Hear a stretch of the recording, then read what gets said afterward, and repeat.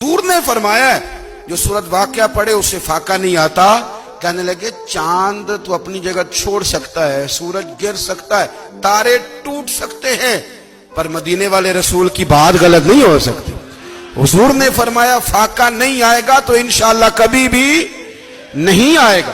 کرنے کا کام یہ ہے کہ ہم اپنے معاملات، اپنی عبادات، اپنی دعائیں کبھی 10 منٹ عادت ہو جائے نا دعا مانگنے کی علیحدہ سے رات کو.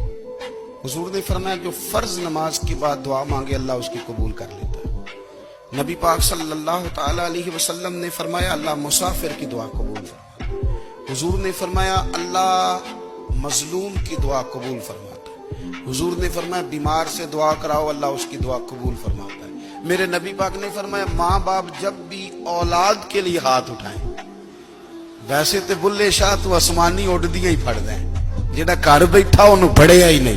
حضور فرمانے لگے ماں باپ جب بھی اولاد کے لیے دعا فرمائیں اللہ ان کی دعا کو قبول کرتا ہے.